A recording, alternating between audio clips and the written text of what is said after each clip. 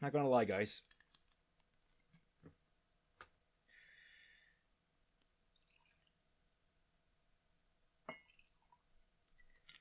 This is the one that almost broke me. Anxiety, hot flashes. I was a constant A-grade mess while writing this. Honestly, when I finished the first draft, I didn't know if I had made Volume 2 better or if I had made it worse. The fact that Fat Man, upon reading it, told me to immediately burn it after he finished wasn't exactly something that put my mind at ease. But I persisted. I sat down with him. We beat out a whole nother draft of it. And we had every single point almost completely fixed. There's still some flaws, but I'm very confident in what I have now. It's done. It's been vetted. It's finally ready for you to enjoy. So I present to you, folks, everyone at home, Fixing RWBY, part number 4, volume 2. Kanpai, everyone. Lord knows I need it.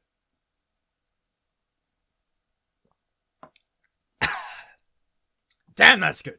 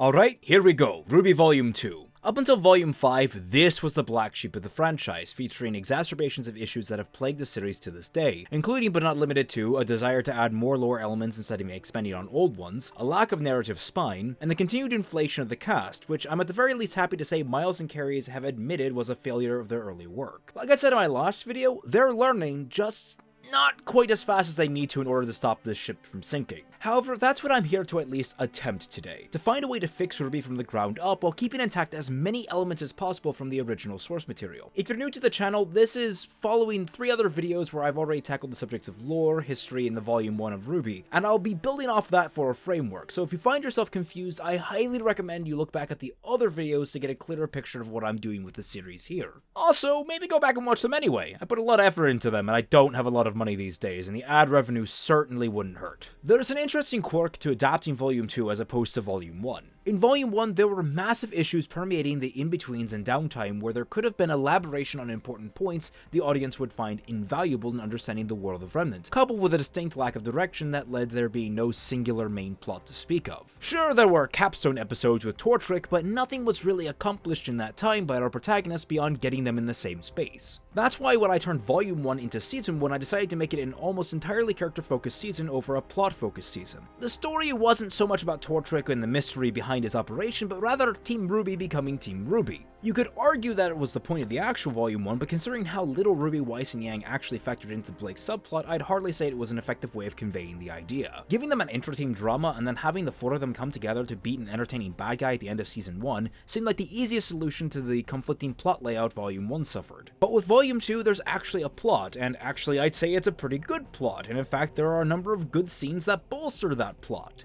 But those scenes are wrecked by contradictions and poor setup. Look no further than the utterly horrendous excuse as to why RWBY and Weiss were independent at the CCT in the early sections of this volume. So the way I'm handling this particular volume has less of a focus on individual character arcs and more of a focus on core plot, with characters developing gradually as they react to the story unfolding. This means some will get more development than others and at much more varied paces, with most of the weight falling to Blake considering how integral she is in catalyzing certain plot points. Catalyzing. Now with no further preamble, let's dive into my fix to turn RWBY Volume 2 into RWBY Season 2. Right out the gate, much like Season 1, we're deviating our starting point, hacking off the whole segment with Emerald, Mercury, and Tuxum, and saving that for a rainy day. Instead, we're opening with RWBY and Yang arriving to Beacon by airship, with RWBY going off on a tangent that outlines that they've been away on break between semesters and is excited to be back, especially since she and Yang were grounded the minute their dad caught wind of what happened at the end of the last season. It's important to note that in this conversation, we'll also be establishing a gap between the end of Season 1 and the end of the first semester, so there was a brief period of time at the school that the audience hasn't gotten to see. Time has passed, and this has allowed our characters to warm up to each other along the projected paths we could see forming at the end of the last semester. Still, the conversation isn't too unnecessarily expository, mostly focusing on Yang and RWBY's sisterly dynamic. There are some jives at Tai Yang's expense, since, they're going to be huntsmen and the Protective Dad Act doesn't really do them any favors, but most of the conversation is centered on RWBY being annoyed that Yang was more often than not able to sneak out of their mutual grounding. It's not all sisterly bickering though, as RWBY expresses her excitement over seeing all their friends again. Blake is waiting for them at the docks, and the three have a rather warm embrace, with RWBY and Yang questioning Blake about life at Beacon over the break.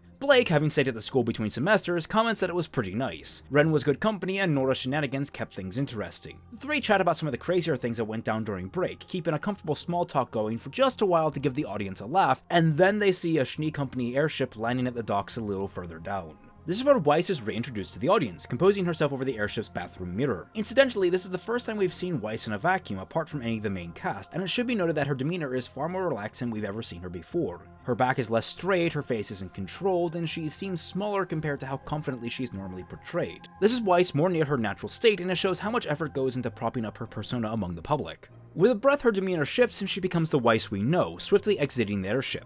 Outside, her servants are offloading luggage, and one of them, a Faunus in this instance, drops a briefcase, causing Weiss to snap at him. However, upon seeing his Faunus featured, Weiss visibly locks her jaw shut and sucks in a sharp breath. Instead of going off on a long, shrill tirade, she takes the case from the man herself and tells him to be more careful. While it's still a very curt exchange, this is the first instance this volume that we see of Weiss trying to actively fight her more racist instincts. This is an important demonstration because we the writers have heard the incredibly loud backlash over Weiss's racism, and it's more necessary to address those fears by softening Weiss's flaws while accentuating her positives. Initially, before the backlash, the plan was to wean off the racist elements of her personality gradually in the background, but by handling it this way, we're highlighting the positive of Weiss's own self-reflection and personal patience, while also not shying away from her negatives. Making her aware of her own faults and having her take an active role in curbing them goes a long way towards assuaging the audience's desires without compromising the vision of the piece.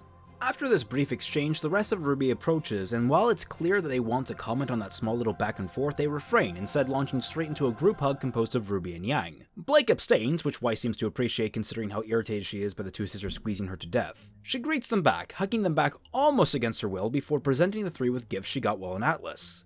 An organizer binder for RWBY, high-end Atlesian shampoo and conditioner for Yang, and a copy of Third Crusade for Blake, a book that Blake had lost long before arriving at Beacon and had never picked up another copy of. There would be some small, sweet dialogue between them to establish that the two have managed to bond since the incident at the end of Season 1, though the bond is still somewhat strained. There's an understanding and some respect, but there's still plenty of room to grow. Blake is pleased and suggests they head to the cafeteria after they get settled back into their dorm, saying that Nora and Ren were planning on doing the same once John and Pyrrha got situated. Excited, RWBY spurs on the plan and rushes everyone off to their room so they can see their friends sooner. As they leave, in the background, we have the first appearance of Team Season, not Team Sun, who are complaining about how one of their members, Sun Wukong, ditched them before they left Mistral.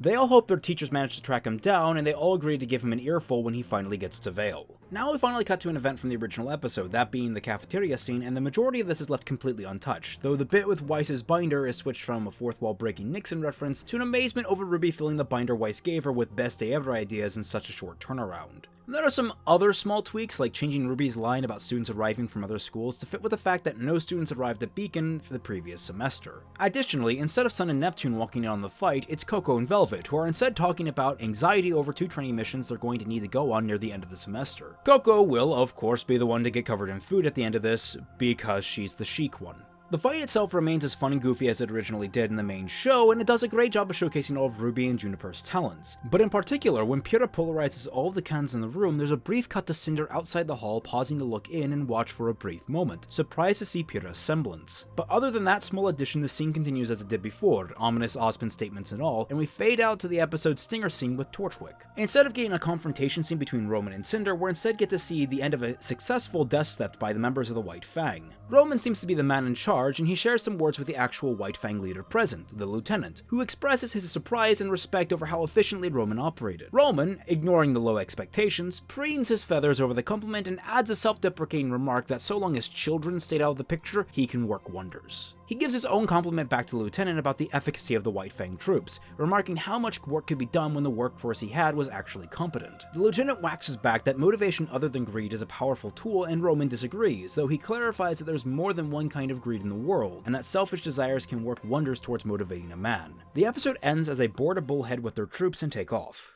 Episode 2 starts with RWBY enacting her best day ever, dragging all of Team RWBY, Juniper, and Coffee off to do a number of fun, silly things on campus, such as playing a whole host of video games, a scavenger hunt around the school, outdoor sports, and finally a cookout in the evening. Sprinkled through this are a number of odd character combinations to really establish that everyone involved are friends or are on their way to becoming friends. A few good examples of this are RWBY teaching Wise how to rollerblade, making jibes that she can fight in heels but can't handle a pair of skates, Coco and Pyrrha talking about some of the latest fashion that Pyrrha modeled over the break, and Yang and Ren cooking the dinner. The picnic itself is happening not too far from Beacon's docks, so when a supply ship touches down, it's not a surprise that the majority of the cast happen to catch sight of Sun Wukong jumping from the ship and being chased by guards. We go through the whole great stowaway routine, and Sun makes a break for the school. Carden, passing by, saw the whole scene unfold and does his best brick wall impression by blocking Sun and catching him, which gives the guards enough time to catch up. Sun, seeing Carden in school uniform, asks if Carden is a huntsman in training like him, saying that if Carden is, they're both on the same side, trying to appeal to Carden's sense of camaraderie in a bid to get free. Carden ain't having any of that shit, and as the guards arrive, they thank Carden for catching the flea bag, opening the floor for a slur of slurs from themselves and Carden, who joins in the taunting. When Sun tries to resist against Carden's grip, Carden punches him in response, knocking him to the ground. Sun, surprised, doesn't run away and tries to talk his way out of the situation since running away didn't work the first time. However, the guards hover over him and begin to beat him into the ground, getting a few good kicks in as Carden watches apathetically. Sun, between his aura and his training, takes the beating in stride and tries to talk them down calmly even as they slap him with their noodly legs. The majority of our protagonists watch this unfold, and Blake, triggered, stomps forward to confront them, punching one of the guards and knocking him out cold with his aura flailing and failing out. She's about to punch the other one when Yang manages to get a hold of her and pull her back, and shortly afterwards Blake calms, realizing what she's done.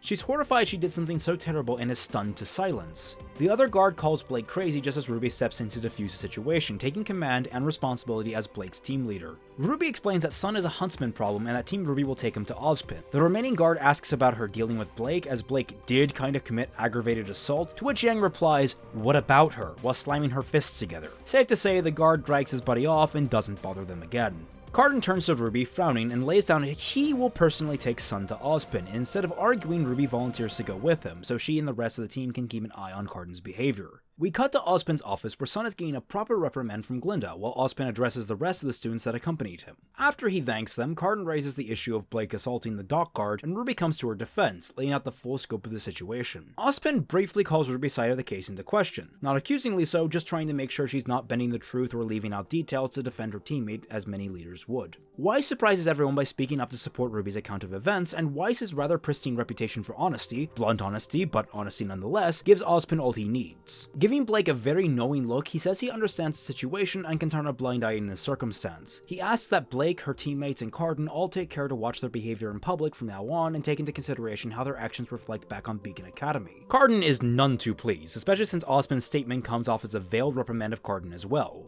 He slams his fist on the Ozpin's desk, asking how he was supposed to know Sun was a student. For all he knew, Sun was just another one of those crazy White Fang fanatics from Vale trying to hide under everyone's noses. There's a lot of equipment worth stealing at a Huntsman Academy, and Carden doesn't want Beacon to wind up like one of the other dozen shops that have already been hit. This sets off a couple of alarms for our protagonists, who thought they managed to curb that particular problem last season, only for Carden to tell them to crack open a newspaper from time to time before he storms out of the room. The next scene happens the following day with a congregation of all the students in Beacon's main auditorium. Of course, all the Beacon students are here in attendance, but so is a large contingent of students from a number of different academies, including Team Season, who are still berating Sun for ditching them as they walk into the room. When things settle, Ozpin welcomes the students back from break, as well as all the temporary students from Shade and Haven they would be housing for the upcoming Vital Festival tournament. He briefly explains that due to weather, Atlas's students will be arriving later that day, and continues on with a speech about cooperation between kingdoms, understanding between cultures, and peace worldwide, emphasizing that not focusing on these goals would only lead to the same disastrous conflicts that mar Remnant's history. This is effectively the first half of his speech from the end of the volume, cut and pasted here as an entrance ceremony instead of some strange, out-of-place preamble to students going off to fight their missions. All the same, when he says his last line about historical conflicts, Blake tightens her hand, crumpling a newspaper she was reading before the speech started. The following episode is pretty much the same as the original Welcome to Beacon episode, though with some very minor changes. We still open with the conversation between Ironwood and Ozpin, the tension over Atlas's fleet being present, and as an extra touch, having Ironwood mention Ozpin's role as head of Vital Festival security, justifying his whole fleet as an additional resource to be at Ozpin's disposal.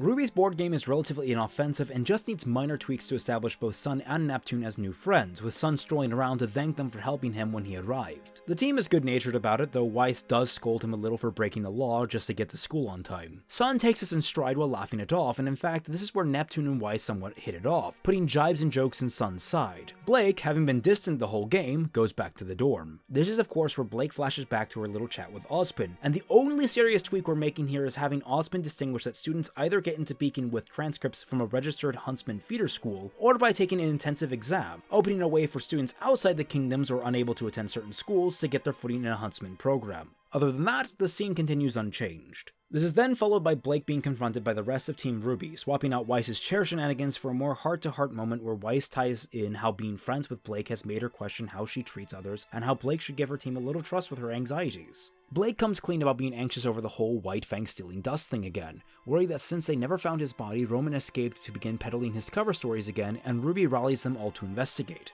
RWBY of course realizes she left her board game in the library and rushes off to retrieve it, running headlong into Cinder, Mercury, and Emerald, and two unnamed unimportant students from Haven, with Cinder posing as the group's teacher and chaperone. The exchange happens much as it did in the original volume. There's a shift in direction in order to portray the three as much less menacing. Remember, the audience haven't met these characters yet outside of seeing Cinder back at the cafeteria in episode 1, so playing them off as just another group of students and potential allies will set up a nice, gentle twist for a few episodes down the line that'll set the audience off kilter. Of course, making Cinder look less try-hard menacing might be a little bit tricky, but that's what we have concept artists and character modelers for. Episode 4 is the start of the investigation mini-arc. We have the scene in Port's class to establish John's first real failure to woo Weiss, the team prepping for their investigation proper, and Sun and Neptune bursting in on them. There are two significant tweaks here, with Blake planning to confer with Tuxin over where a White Fang meeting might be taking place, and a little added dialogue to pad Sun's justification for tagging along. Remember, he and Neptune are only sort of friends with Team RWBY at this point, so we need to use some of Sun's charming but pushy nature from back in Volume 1 to get them properly integrated with the team.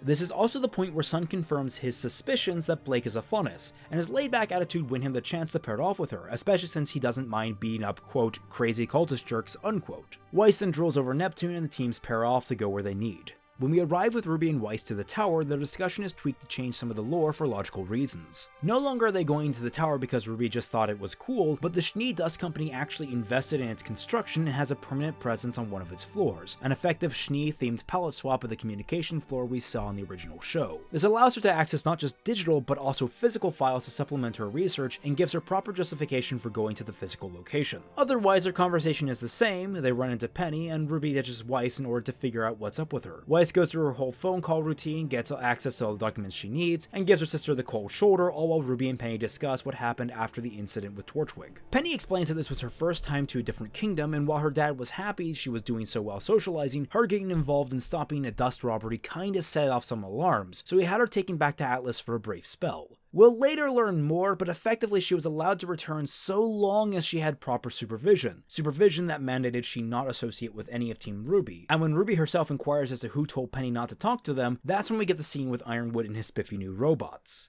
Cue Penny being spotted and running, and the guards giving chase, and RWBY going all Prince of Persia, Sanic edition, just before getting hit by the delivery truck. Penny saves RWBY, and the episode ends on the reveal of Penny's robotic nature. The investigation arc continues in episode 5 by capping off the RWBY-Penny conversation, getting Penny removed from the equation for the upcoming fight. After coming through the scene a couple of times, I don't think there's anything offensive that needs removal or tweaking, so I'm fine with letting it stand still. I'd personally fix some of the, let's say less than stellar acting, but that applies to this whole season, and considering our theoretical framework of fixing this whole series, it would have been bad regardless. Maybe I do better directing the actors than Miles, Carey, or Monty, but this is one area of expertise I don't feel comfortable commenting on until I get my own original audio work completed. The next scene is all new, with Blake and Sun visiting Tucson to get a bead on the pulse of the White Fang. Since he's part of a miniature underground railroad out of the organization, he knows where meetings are planned to set up, and even helps organize a few people on the inside who try to deter new recruits. All the same, he tells them where the newest meeting is and to be careful. All throughout this exchange, there's some warm dialogue with Blake introducing Sun and the three conversing about casual affairs. There's a particular instance where Sun wants to prove he's literate by naming one of his favorite books, only to realize his mouth ran off without him and it's actually a children's book. Tucson laughs, of course, good-natured as he is, and mentions he's familiar with it, that it's a good one, and he lent it out to a friend for her kid to read. He has a habit of lending books out like that. With their business concluded, Blake and Sun leave the shop. Meanwhile, with Yang and Neptune, they arrived at Junior's club and shake him down for information. The setup is almost completely unchanged, but the substance of the conversation is quite different. While there's still a remark about the men that Torchwick hired from Junior never coming back, we get confirmation that Torchwick himself is very much rumored to be alive amongst the underbelly of Vale, especially given the most recent dust steps that seem to have a signature MO. The strange thing though is that it's still technically just rumors. He hasn't been in touch with any of his normal associates, and he hasn't recruited any men from his normal sources, meaning that if he was able to pull off some of these heists, it's because someone is bankrolling him and providing the manpower. With nothing left to gain from Junior, Yang and Neptune leave. The latter half of the episode is when Blake and Sun go to the White Fang rally, and this, like many other moments, is almost completely untouched other than an increase in prominence for the White Fang lieutenant, who is on stage at all times, even if he's just kind of tucked off to the side when Roman steals the show. We increase attention when Blake recognizes him, briefly flashing back to a moment when the man was standing beside Adam, giving the audience a quick and abridged association that we can latch onto in order to increase the anxiety. Likewise, when the crowd starts moving, we don't cut away to the Yang and Neptune scene since you know it's finished, and we don't lose that narrative flow or the tension that's been mounting throughout this whole rally. Finally, Roman and Neo seem to slowly recognize Blake amongst the crowd, only for the lieutenant to step forward and recognize her most clearly. Blake and Sun, realizing their situation, start scrambling for their weapons. When the lieutenant screams Blake's name, the scene goes dark and the episode ends. Episode 6 is the culmination of the investigation arc and is primarily a long series of action sequences. With their identities being revealed, Blake and Sun draw their weapons, the White Fang members that are present being to close in through the crowd, while all of the fresh recruits are confused and somewhat alarmed. Blake, thinking quickly, tells Sun to close his eyes and loads her pistol with electrical dust, shooting the room's power breaker to make the warehouse's lights burn out in a bright flash. Faunus, having good night vision, logically have a sensitivity to sharp lighting and are momentarily blinded, and the fact that all the lights go out afterwards means everyone but Sun and Blake will need time to adapt to the settling darkness. Roman and Neo are especially disoriented, seeing as they're both human. Blake and Sun jump up to the catwalk and begin fighting their way down it, this being the first appearance of Sun's gunchucks, and tell me the image of him walking his way down a catwalk with those things against a stream of White Fang isn't amusing. During this confusion, several recruits run for the exit, at a loss for how to handle the situation, though a small smattering stay to help. Eventually, the two of them are back to one of the windows of the room, with Roman finally regaining coherence and strapping into the paladin just as the lieutenant approaches them to attack. Blake manages to hit an emergency button on her scroll as the lieutenant lunges at them, and the two barely manage to fend him off. Torchwick charges forward in the paladin, and since we've established that everyone started running off, there's no need to question whether or not he just trampled a room full of people he was trying to recruit. Blake and Sun leap out the window, and seconds later they're followed by Roman and his paladin. We cut back to RWBY, who has rejoined Weiss at the CCT and is trying to help her sort through some of the documents, though all she's really accomplishing is being a lovable doof. Weiss seems frustrated by RWBY's antics, but also a little endeared by them. That's when they get the emergency beacon that Blake sent out for both of them to snap to attention. They check where it's coming from and they see that it's on the move from a different part of town. Weiss is distraught over how far that is and how they'll never be able to clear that distance. RWBY, however, asks if Weiss has lightning dust loaded in Myrtenaster. When Weiss nods, RWBY smiles and we cut to them outside with Weiss on RWBY's back. With a prayer that RWBY's plan will work, Weiss combines the dust with her glyphs and makes a haste glyph like the one we saw used on Blake in the original version of the Paladin fight, making RWBY even faster. Combining that with her speed semblance, RWBY and Weiss are off like lightning, with Weiss comedically holding on for dear life and swearing she's never listening to one of RWBY's plans again. Over to Yang and Neptune, Yang also receives a distress call and notes how close it is. She's also worried over how much aura it looks like Blake is expending. Given how fast the tracker is showing them moving, she guesses Blake and Sun must be pushing their aura to outrun something. Neptune, looking over her shoulder, blinks and points to the dot, saying, "Hey, isn't that corner?"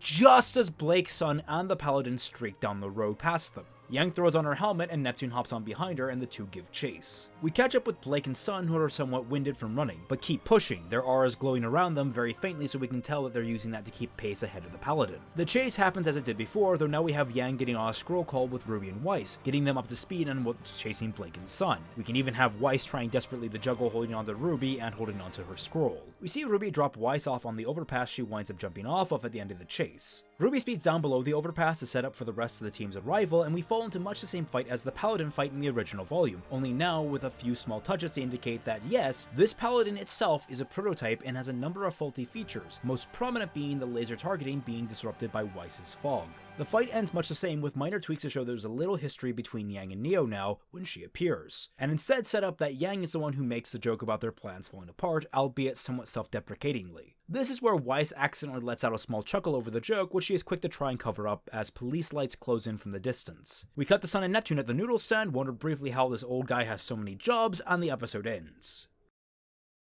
Thank you for watching Section 1 of Fixing RWBY Part 4.